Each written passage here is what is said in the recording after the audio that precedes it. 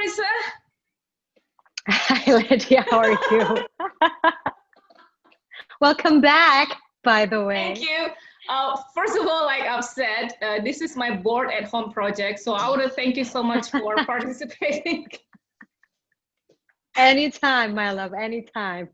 In my board at home project, as you can see, I'm on my couch, been working like everybody else. But I think we can still do things that are useful while sitting. Yeah, absolutely. So Marissa, now we are now in a new normal. First of all, I would like to ask you, how are you and how are you dealing with all of these changes? I am actually fine. You know, I mean, I've been mostly home for more than 3 months now, right? We all mostly. And thankfully enough, I actually can work or do my work from home, which is great because I can interview people by using exactly the same technology that we're using right now. But I think for each person it's different, right? Like, some people say to me during this pandemic, we are in the same storm, but not all of us in the same boat. That's what people keep saying. So people deal with this storm in a different way, in different circumstances. Yeah. I guess what I see from this COVID forces us in a way to simplify our lives, to just go back to the essential. I must say I'm adjusting quite well because my life, even before COVID, has been quite simple. Really, like I try to be a minimalist. I don't have that many clothes. People will see me in the same clothes all the time. And you still look good, by the way.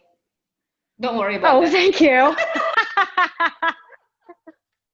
Thanks. And then I also try to eat a lot of, like simple stuff. And I catch up with my friends still in a meaningful way. I know that, like what you said earlier, you said about, like my screen time has increased massively because all of my interaction and work and everything is all through a screen. It is true. It is true that our screen time has increased, but I do believe that each person have control over how much screen time they have every day. A lot of people who have not taken the time to sit with themselves tend to get carried away by the stream, whatever the stream is, right? Whether it's internet, technology, it's all super fast, and they are just like swept away by the stream, and then they kind of feel bad about themselves because they lose themselves because they don't have control over themselves. You see what I mean? Like, for example, as simple as, now we have the wonderful technology of chats, right? Chat applications. It's wonderful because it looks free. It looks free. It's not like SMS where you have to pay each SMS. But at the same time, there's this expectation from the users that you are on 24/7, right? Especially when you see the double check mark and you see it and reply it. There you go. Yeah. You are somewhat forced to reply it because the other person knows that you've read the message. Right? Yes. Yeah. So, and that for me is unhealthy if you just follow the way that technology works, because we humans, we are not 24/7 on, and we should not be. Sure. Okay, can I ask you one thing? I mean, you used to be in public events, a lot of public events, right? And I think we will need to,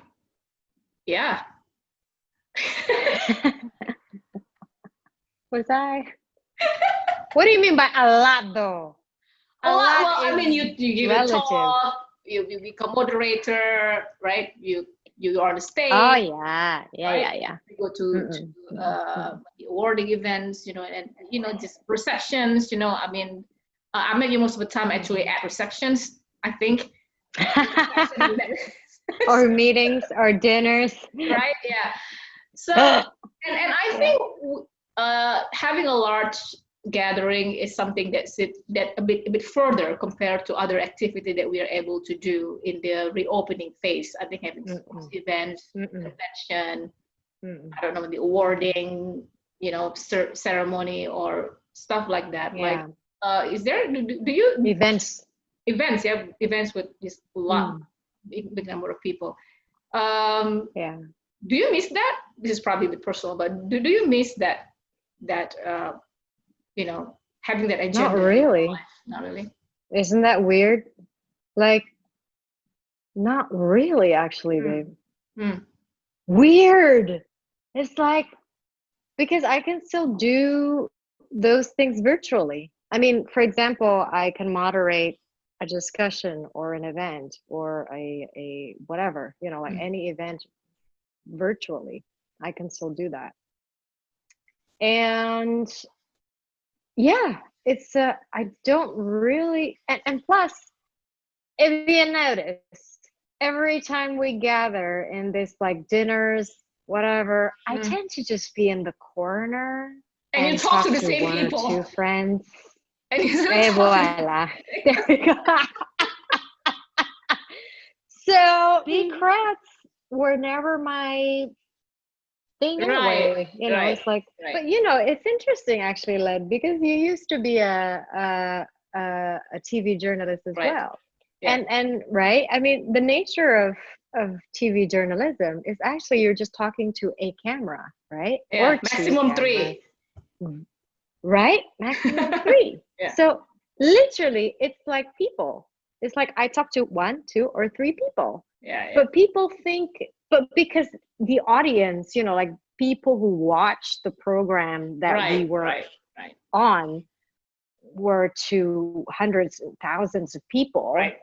So they feel or they assume that, oh wow, she's so like comfortable talking to like hundreds of thousands of people. I'm like, actually no, I'm only talking to one camera. Yeah. So yeah. Right. So just tell me about this new endeavor that you are maybe have started a while and then doing. Yeah. It came quite naturally, actually. What you mean is me leaving TV journalism, TV, right? And then switching to other platform. Yes. Yeah. Yes. But even before I quit TV journalism, I already joined this online magazine, slow media company called Greatmind Indonesia.